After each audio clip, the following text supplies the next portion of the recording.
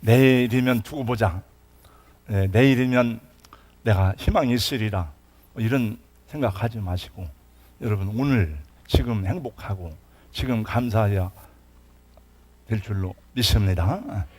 지금이 최고의 시간이다. 지금이 가장 좋은 시간이다. 그리고 하나님께 영광 돌리기를 주님의 이름으로 축복합니다. 우리 성가대 찬양 잘했습니다. 감사하고 또 우리 상거대 찬양할 때는 그냥 이렇게 주보 보거나 성경 보지 말고 같이 하나님께 찬양 올려드린다 생각하시고 여러분도 같이 성가대에 주목하고 또 함께 마음으로 같이 찬양을 드려야 됩니다. 감사주일인데 오늘 하나님께서 우리 마음에 은혜를 풍성히 주시고 또 우리의 감사가 하나님께 연락되기를 주님의 이름으로 축복합니다. 오래전에 영국에 살던 청교동 여성도에 의해 쓰여진 편지의 한 부분입니다. 우리는 출발부터 도착까지 상상외의 노동항풍과 식물의 위기에 시달려야 했습니다. 설상가상으로 처음 항해의 출발이 여러 가지 사유로 인해서 지연된 탓에 항해 중 비상 식량이 거의 다 소모되었습니다. 우리가 항해를 시작했을 때는 여름이 아닌 9월이었으며 따라서 초가을의 성난 파도와 싸워야만 했습니다. 모두 102명이 출발을 했습니다. 그러나 기대하지 않았던 살인적인 괴혈병에 시달려야 했고 또 여러 사람들이 이미 벌써 죽어 바다의 장세를 지내야만 하는 그런 사고가 뒤따랐습니다. 이 편지는 저 유명한 신앙의 자유를 찾아 신대유로 떠난 메이플라워를 타고 함께 탑승했던 사람 가운데 하나였던 엘리자베스 핫킨스라는 한 자매가 영국에 있는 자기 어머니에게 일기 형식으로 보낸 편지의 한 부분입니다. 이들은 항해를 시작한 지 2달 만에 가지고 있던 식량을 거의 다 소비하게 되었습니다. 아직도 더 항해를 해야만 한다고 판단했던 한 지도자는 하루분의 비상식량이라도 비축할 필요가 있다고 생각했습니다.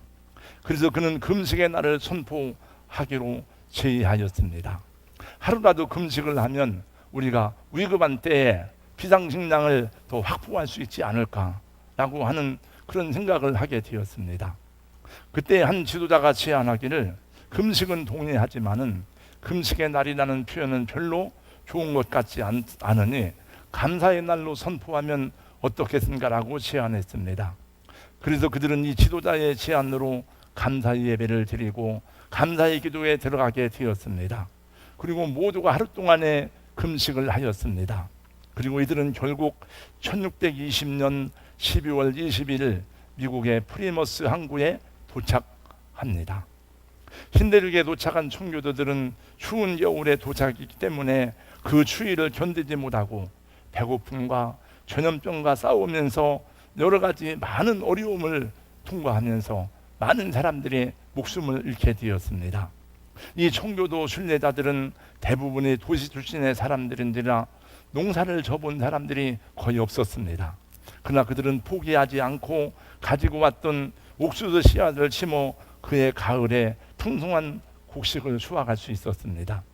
그들은 인디안 추장과 인디안 식구들을 전부 다 초청해서 함께 어울려 감사 예배를 드리고 한바탕 감사의 잔치를 가졌습니다. 1863년 미국의 에이브라함 링컨 대통령은 이 청교도 정신에 의거한 그런 감사의 정신을 계승할 필요가 있다고 느껴서 매년 11월 마지막 목요일을 생스 기빙 데이, 즉 추수감사절로 선포하였습니다. 우리가 드리는 추수감사절의 배경은 크게 두 가지인데 하나는 성경적인 배경으로 모든 추수를 맞춰놓고 절기를 지키라고 하나님이 명령하신 말씀에 근거하여 지키는 초막절입니다. 그리고 교회사적인 배경은 방금 전 말씀드린 대로 영국의 청교도들이 미국에 건너가서 드렸던 그런 감사의 예배가 시작입니다.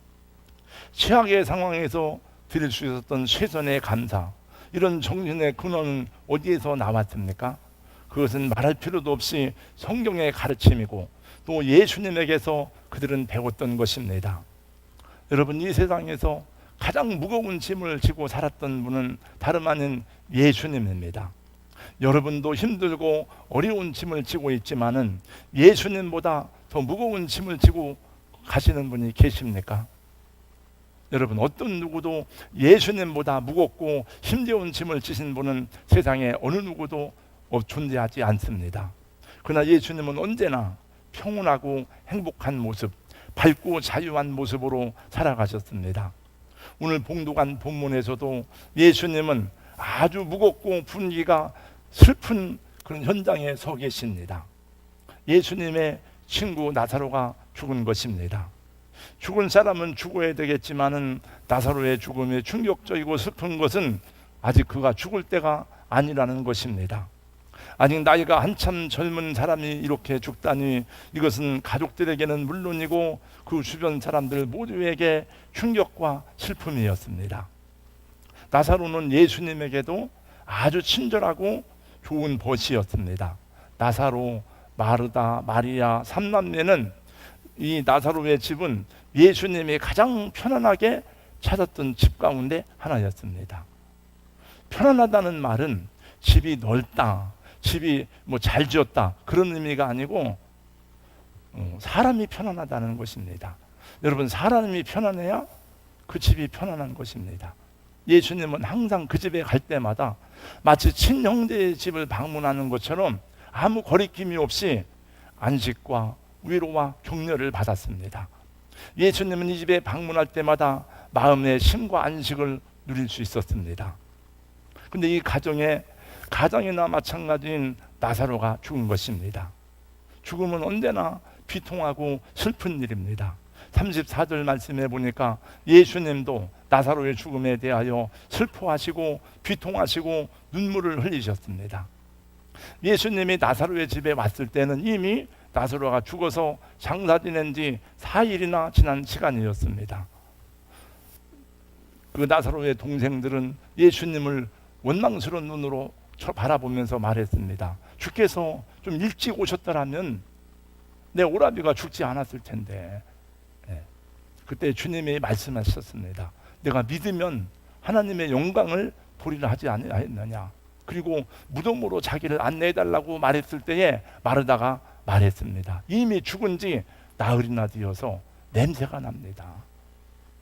그러나 주님은 나사로의 무덤으로 가셨습니다. 그리고 말씀하시기를 돌을 옮겨 놓으라고 말씀하셨습니다. 그리고 하나님께 기도하기 시작했습니다. 41절에 나오는 예수님의 기도는 한 절이고 한 부분입니다.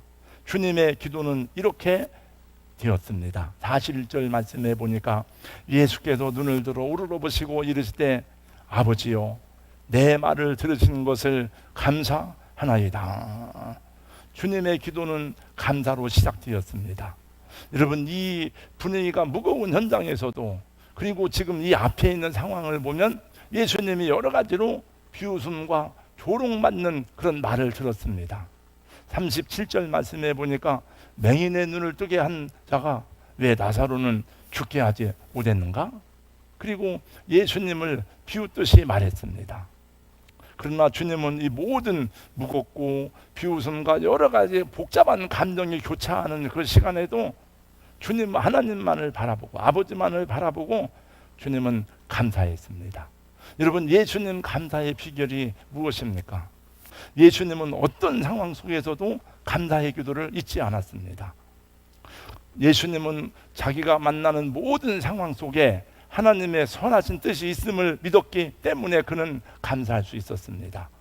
예수님은 자신이 십자가에 죽으시기 전에 제자들과 마지막 최후의 만찬을 하는 자리에서도 감사하며 기도하셨습니다. 그 내용에 보면 사례하며라고 한 그 사례란 말이 감사라는 뜻입니다. 주님은 죽음 앞에서도 감사의 기도를 드릴 수 있었던 것은 자신의 죽음을 통해서 하나님께서 많은 죄인을 구원하실 것을 아시기 때문에 주님은 그 하나님의 섭리를 바라보고 감사할 수가 있었습니다. 이렇게 사랑하는 친구가 죽었음에도 감사하며 기도할 수 있었던 것은 이 친구의 죽음이, 나사로의 죽음이 많은 사람들에게 부활의 믿음을 증거할 것이기 때문에 주님은 감사했습니다. 예수님은 모든 일에 하나님의 선하신 뜻이 있음을 믿었기 때문에 감사하며 기도할 수가 있었습니다. 로마서 8장 28절은 우리에게 이렇게 말씀하고 있습니다. 우리가 알거니와 하나님을 사랑하는 자 곧 그의 뜻대로 부르심을 입은 자들에게는 모든 것이 합력하여 선을 이루느니라. 예수님은 어떤 상황 속에서도 아버지의 뜻이 있음을 믿었고 하나님의 주권과 섭리가 있음을 아시기에 하나님께 감사했습니다. 예수님에게도 하나님은 아버지가 되셨고 중요한 일이 있을 때마다 아버지를 부르며 기도하는 모습을 보여주고 있습니다. 예수님이 항상 눈에 보이지도 않는 아버지를 부를 때마다 제자들은 의아하게 생각했습니다.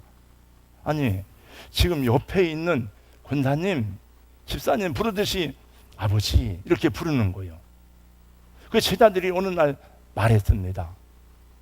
그 아버지를 좀 보여주세요. 이렇게 말해요. 아버지를 보여주세요.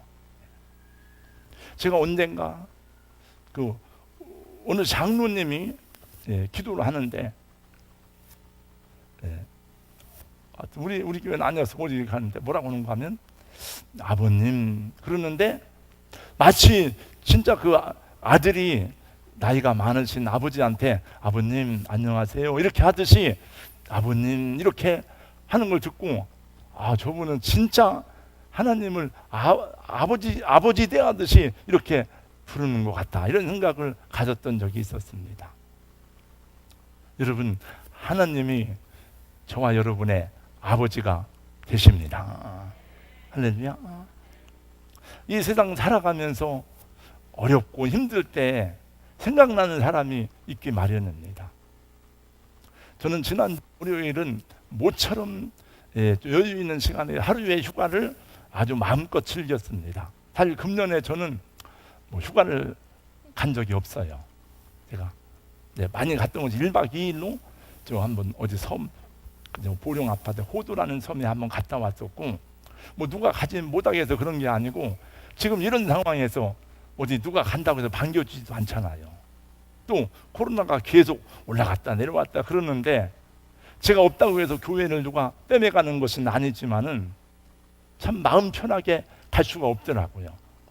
그래서 혹시 하루에도 시간이 있으면 야외에 나가서 바람을 쐬고 그랬는데 지난 월요일은 정말 아무 계획이 없었어요.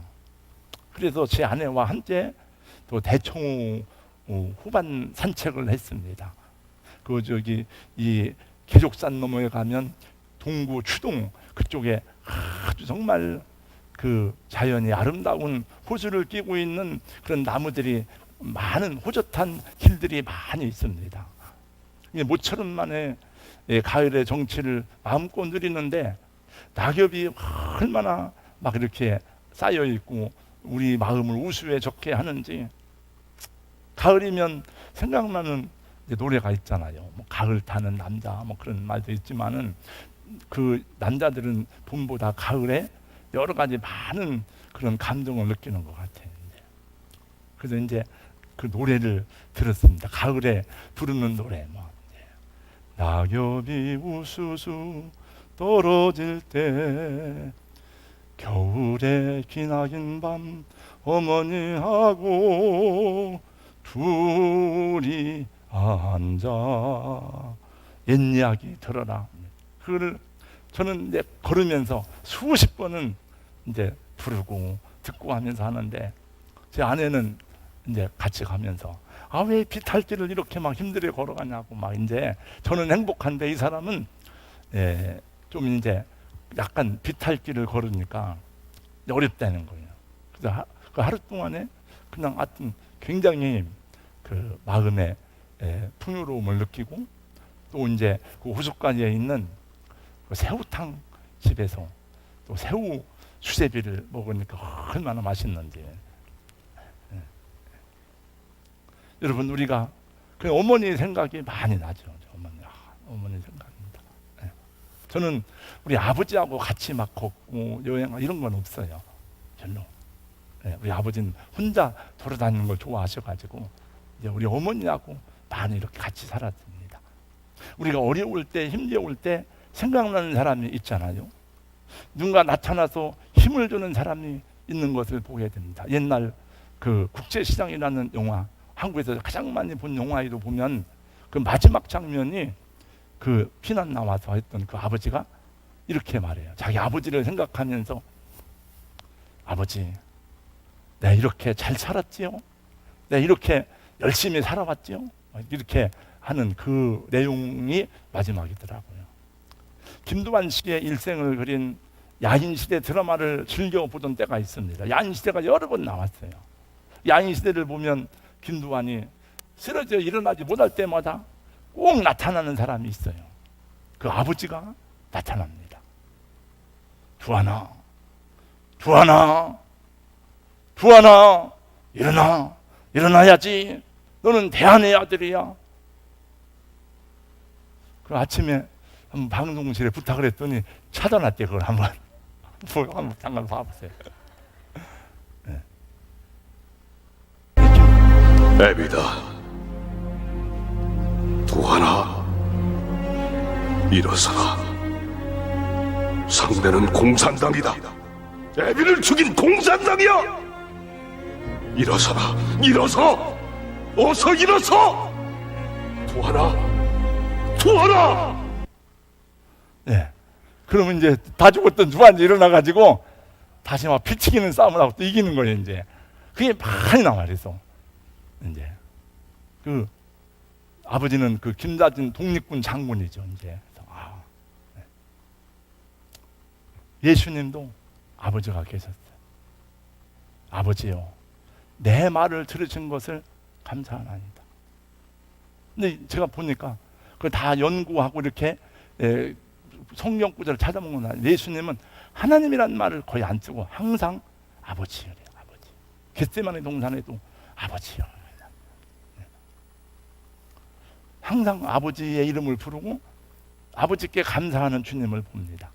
우리 여기 엄마 아버지들도 자녀들에게, 물론 우리 하나님을 믿지만 자녀들이 우리 아버지, 우리 아빠, 우리 엄마를 생각할 수 있는 그런 추억을 만들어줘야 돼요. 그래서 어려울 때 우리 아빠는 흔들리지 않았지, 우리 엄마는 이렇게 열심히 살았지, 그런 생각을 하지. 오병이의 기적을 이룰 때도 하늘을 우러러 아버지께 감사하며 기도했습니다. 십자가를 지시기 전에도 간절히 기도했고, 십자가 위에서도 아버지여, 저들의 죄를 용서해 주세요. 우리 사랑하는 성도 여러분, 여러분의 인생 행로에서 경험할 수 있는 수없이 많은 문제들을 만나지만 그 속에도 하나님의 선하신 뜻과 섭리가 있음을 믿지 않습니까? 여러분의 인생의 주권을 하나님이 섭리하고 계신다고 믿지 않으십니까? 여러분, 그렇게 믿을 수 있기를 주님의 이름으로 축복합니다. 그렇다면 기도해야 되는 것이 아닙니까? 하나님은 우리에게 어떤 당신의 뜻과 섭리와 계획이 있을지라도 그것을 이루어가는 과정이 반드시 우리가 기도하는 것을 원하세요. 여러분, 에스겔 36장 37절 말씀해 보세요. 거기 보면 하나님이 이스라엘 백성들을 위해서 이러한 계획을 세우고 이러한 축복을 주고 이렇게 그 예루살렘이 회복되고 하나님께서 은혜를 주신다고 하는 약속을 해놓고 그 37절에 보니까 그래도 너희가 나에게 그것이 이루어지기를 기도해야 될지라고 말씀했습니다. 기도 안 하고 받은 것들은 다 우리는 물론 하나님의 은혜인 줄 알지만 이게 정말 하나님의 은혜인 줄 몰라. 다 내가 잘해서 이룬 것인 줄 알지. 근데 기도에서 얻은 것들은요, 하나님의 은혜입니다. 더 우리를 겸손하게 하고, 우리를 더 주님을 찬양하게 하고, 더 많이 감사하게 하고, 하나님의 사랑 안에 더 깊이 들어가게 하는 은총을 허락받게 하는 통로인 줄로 믿습니다. 여러분, 기도할 수 있는데 왜 실망하십니까? 우리 기도하면 들어주시는 아버지가 있는데 여러분 왜 감사하지 못합니까? 하나님이 우리와 함께 계시고 하나님이 우리의 아버지라면 우리 어떤 환경도 하나님이 선하게 다스리라는 믿음으로 설 수 있다면 오늘 또 감사함으로 여러분은 기도하게 될 것입니다. 사도 바울은 여러분 잘 알지만 사도 바울은 수도 없는 환난과 고난을 만났어요. 그러나 그는 목숨은 두렵지 않아. 사실은 죽는 것이 사도 바울이 뭐가 두렵겠습니까? 사실은 빌립보서 2장에 보니까 사실은 나는 하늘과 땅 사이에 끼어 있지만은 나를 위해서는 빨리 하나님 나라 가는 게 나의 더 유익이다. 그러나 여러분을 위해서 이 땅에 있는 것이 나는 좋다고 생각했어요. 사실 사도 바울은 천국을 보고 온 사람이잖아요. 그러니까 빨리 하늘나라 가는 게 좋아, 자기는. 그러나 사도 바울도 정말 정신적으로 영적으로 살 소망이 끊어진 절망적인 상황에 빠진 적이 있었습니다. 고린도후서 1장 8절 이하의 말씀에 보면 형제들아 우리가 아시아에서 당한 환난을 너희가 모르기를 원치 않으니 힘에 겹도록 심한 고난을 당하여 살 소망까지 끊어지고 우리는 우리 자신이 사형 선고를 받은 줄 알았으니 이는 우리 자신을 의지하지 않고 오직 죽은 자를 살리시는 하나님만 의지하게 하려 하심이라. 그래서 바울은 다시 주님을 바라볼 때 힘을 얻고 일어나 복음을 전할 수가 있었습니다. 여러분, 선지자 예레미야도 절망적인 상황을 경험했습니다. 지도자들은 모두 다 부패함으로 하나님을 떠나고 백성들도 하나님의 언약을 배반하고 방황하는 중에 나라가 망하게 되었을 때에 울면서 기도했습니다. 근데 운다고 되는 일이 아니에요. 가슴을 치고 애통한다고 되는 일이 아니었습니다. 이미 나라는 다 망하게 됐어요.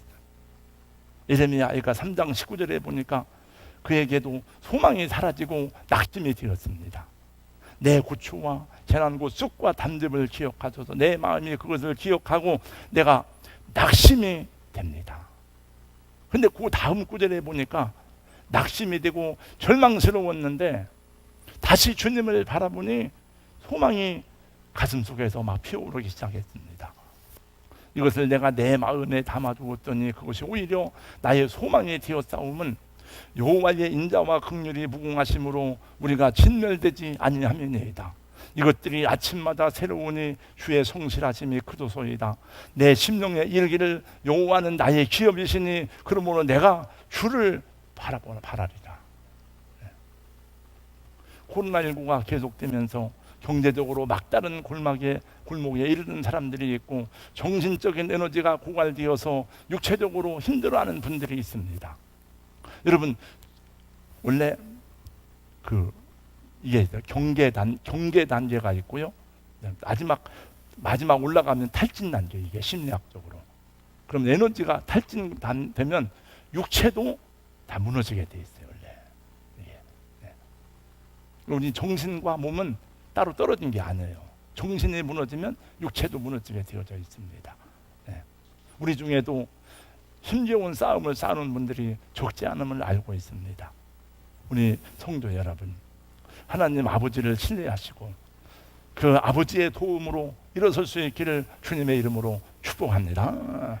우리 하나님 아버지는 천지를 창조하신 하나님이 아니십니까?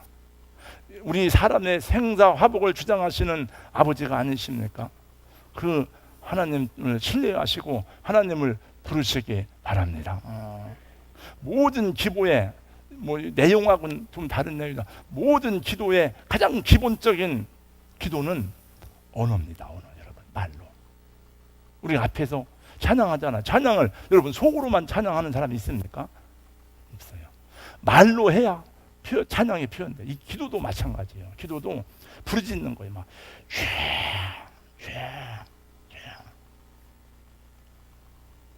교역자들도 중에서도 기도에 입이 안 열리는 사람이 있다. 내가 그래서 너 큰 사람 되려면 쓰임 받으려면 기도가 터져야 된다. 내가 그렇게 했습니다. 그건 저의 경험이 아닙니다. 그건 저의 이론이 아니에요. 성경의 가르침이에요, 여러분. 성경의 가르침. 제가 다니엘 기도에 이렇게 시간 줄 때 간증을 듣다 보니까 세상에서 제일로 불쌍한 사람은 아버지 엄마가 없는 사람이더라고요. 엄마 아빠 없는 애들이 제일로 불쌍해요. 큰아버지 집에 가서 키우고 누구 집에 가서 키우고 여러분, 남의 집에 가서 크면 제가 아는 목사님 중에 한 분도 큰엄마 집에서 켰거든요. 그건 불행한 거예요, 사실. 네. 물론 정말 좋은 새엄마도 있을 수 있지만은 엄마 아버지가 없는 사람이 제일 불쌍하더라고. 그럼 내가 듣다가 보니까 그래서 저는 생각하기를 나 가난하게 살았지만은 우리 엄마 아버지 밑에서 살았으니까 감사하다 이런 생각을 했습니다. 여러분, 우리나라에 효도 대학원 대학교라는 게 있는 거 아세요? 혹시? 저는 오래전부터 알고 있는데 인천 간석동에 가면 성산 효도 대학원 대학교라는 게 있어요. 원래 대학원은 대학교가 있어야 대학원이 되는데 대학원만 있는 거. 그래서 그 뒤에다가 교육부에서 대학원 대학교 그러면 대학원만 있는 대학교예요.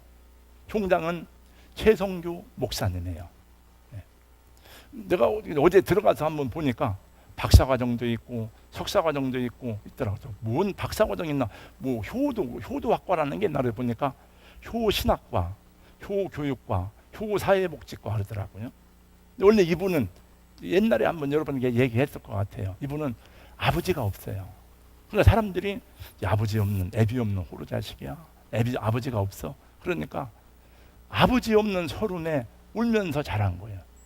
어느 날 교회 갔더니 전도사님이 하나님이 너의 아버지다 그래요. 근데 깜짝 놀란 거예요. 하나님이 아버지라고? 하나님이 나의 아빠가 되신다고? 그래서 이 사람이 너무너무 감격하고 감사해서 막 엉엉 울었대. 나도 아버지가 있구나. 나도 하나님이 나의 아버지시구나. 그래서 이분이 그 인천 순복음교회 목사님이에요, 이분이. 이제. 그래서 나중에 이분이 그 학교를 세웠어요. 그 학교 이름이 성산 효도대학원 대학교예요. 부모를 공경하자, 하나님을 경외하고 우리 살아계신 육신의 어머니 아버지를 공경하자. 그 세운 학교입니다. 그게. 여러분, 세상의 모든 것을 소유했다 할지라도 하나님 아버지가 없는 사람, 하나님을 기억하지 않는 인생, 그건 모든 것을 잃어버린 가장 불쌍한 사람이에요. 왜냐하면 하나님이 베풀어 주신 그 아들을 내어주신 십자가의 사랑과 구원을 잃어버린 사람이기 때문에 그렇습니다. 오늘 새벽에도 제가 감사주일이라 말씀 전했습니다마는 여러분, 우리 영혼이 우리 몸에 거하는데 이 장막집이 무너지면 영혼이 떠나야 되는데 어디로 떠납니까? 어디로 갑니까? 부천을 떠들면 안 되잖아요. 이게 영혼이 귀신이 되면 안 되잖아요. 근데 하나님께서 우리 예수님이 말씀해서 내가 아버지 집에 간다. 내가 처소를 예비하면 너희를 나 있는 곳에 데리러 올 것이다. 하늘 아버지 집이 있어요. 영혼이. 우리의 장막집이 무너지면 갈 곳이다. 고린도서 5장에 말씀했습니다.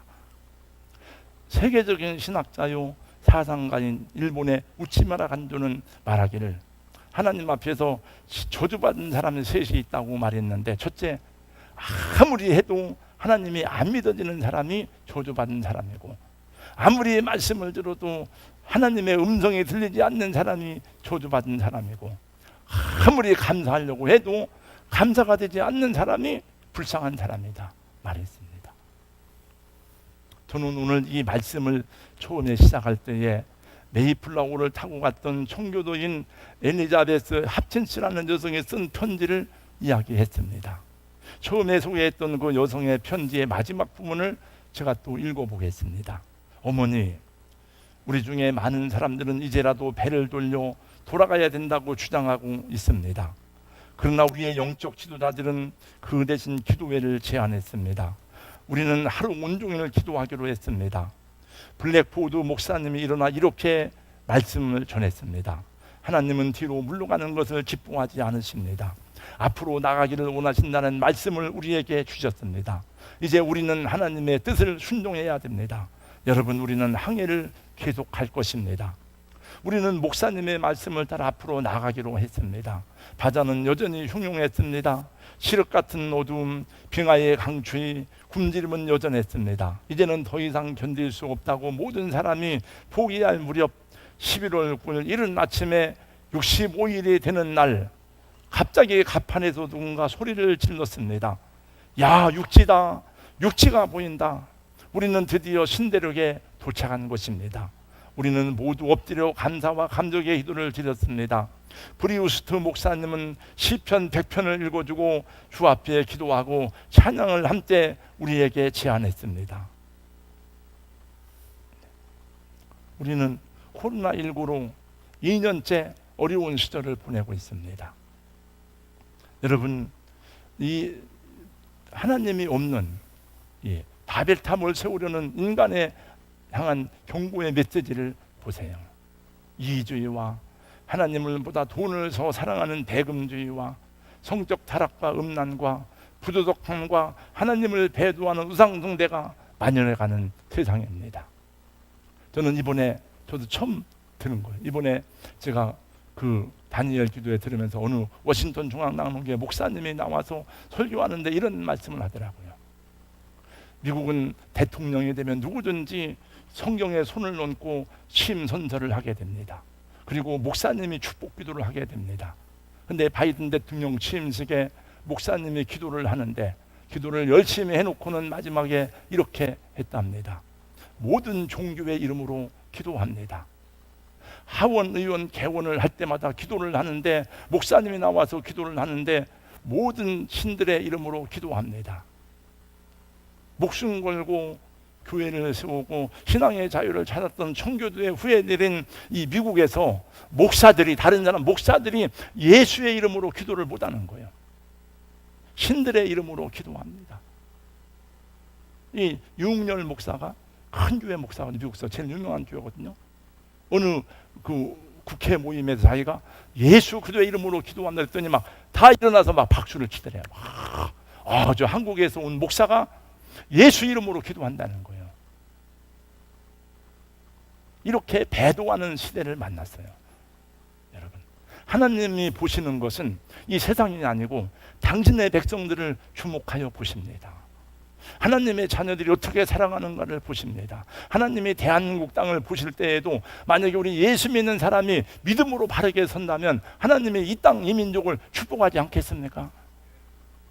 우리는 하나님의 천지창조와 천국과 지옥과 하나님의 주권, 하나님의 절대 사상을 확실히 믿는 성경에 기록된 확고한 가치관을 가지고 살아야 되는 그런 하나님의 자녀들로 주님의 시다로 부름받았으니 여러분, 세상이 어떻게 변하든지 세상 풍조는 나날이 변하여도 변하지 않는 믿음을 가지고 살아가는 은혜가 있기를 주님의 이름으로 축원합니다.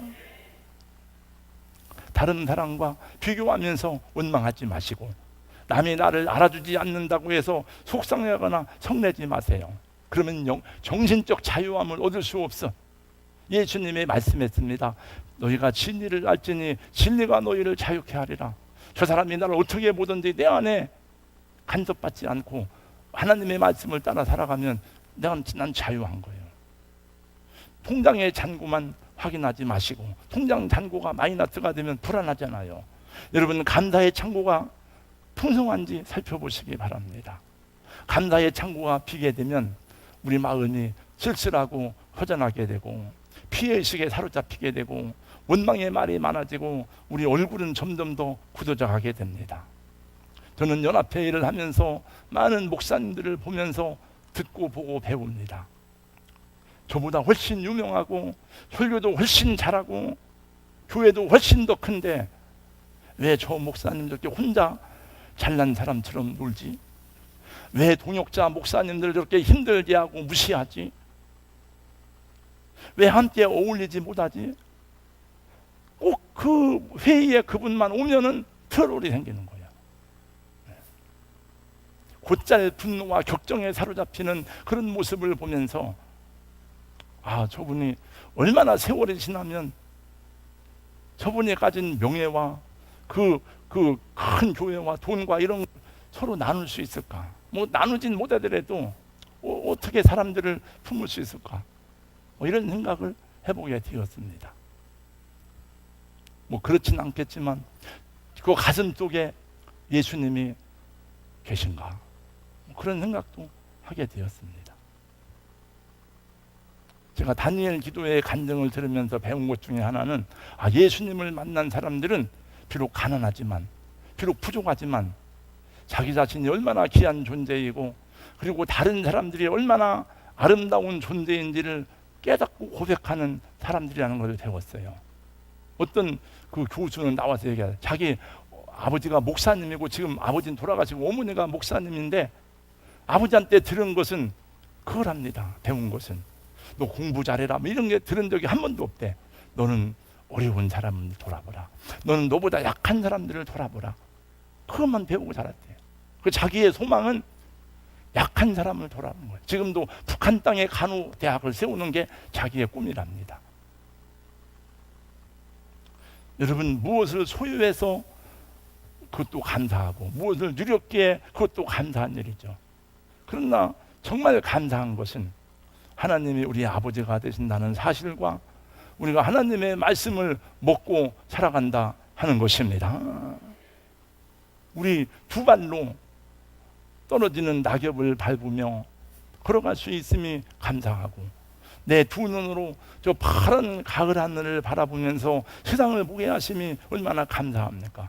이 두 귀로 바람 소리를 듣고 새 소리를 듣게 하심이 감사하지 않습니까? 가족과 함께 음식을 먹을 수 있음이 감사하고, 음식을 먹을 때 아주 짜다, 시다, 달다, 맵다, 그걸 느끼게 하심이 감사한 일이죠. 여러분, 여러분이 다 잘 아십니다만 인생은요, 많이 가졌으나 못 가졌으나, 많이 배웠으나 못 배웠으나 똑같아요.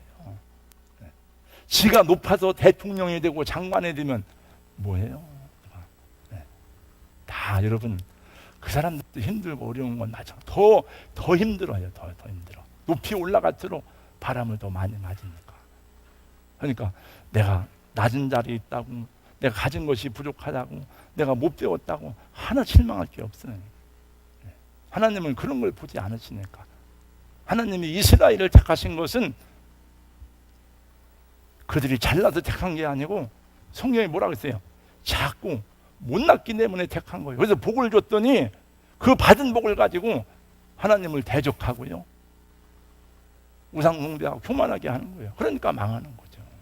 여러분, 더 겸손할 줄 알아야 되죠. 우리의 삶은 광야 이스라엘과 같이 하루하루 고달프고 피곤한 삶이에요. 바람잘 날이 없습니다. 여러분, 많이 가져도 힘든 건 마찬가지예요. 만적군은 만 가지 걱정이 있고 천적군은 천 가지 걱정이 있다 그랬잖아요. 자식이 많으면 많은 것만큼 행복하지만 또 걱정도 많아. 코로나19가 계속되어도 그래도 우리 코로나에 걸려 죽은 사람이 없으니 감사하고, 경제적으로 힘들다 어렵다 하지만 여러분, 밥 못 먹어서 여러분 굶어 죽은 사람이 있습니까? 없어요. 만약에 오늘 또 원망 불평을 찾으려면은 금방 100가지는 금방 나옵니다. 여러분, 밑에 감사벽 만드는 거, 감사할 제목이 없어서 못하지만 만약에 여러분들에게 여러분 불평, 부족한 거, 불만족한 거 다 써서 내세요. 그러면은 금방 막 벽이 꽉 찰 거요. 네. 그건 복이 아니에요. 그러나 하나님이 기뻐하지 않고, 하나님은 그런 사람을 기뻐하지 않아. 오늘 감사절만이 아니라 이 가을에 우리가 부르는 감사의 기도, 감사의 예배, 감사의 노래가 여러분의 생활을 행복하게 하시기를 주님의 이름으로 축원합니다. 감사절날 나와서 감사 찬양하고 감사합니다 하는, 그걸 누가 못해? 감사절날 제가 여기 나와서 여러분 감사했는데 그 메시지를 누가 못 전해? 다 할 수 있죠. 그러나 항상 기뻐하라, 쉬지 말고 기도하라, 범사에 감사를 떠나. 사람을 존중하고 사람들과 함께 어울려 살 줄 아는 여러분이 되시기를 예수님의 이름으로 축복합니다. 거룩하신 우리 하나님 감사합니다. 오늘 또 말씀을 보았습니다. 예수님 언제나 어떤 환경 속에서도 아버지의 이름을 부르고 아버지께 감사함으로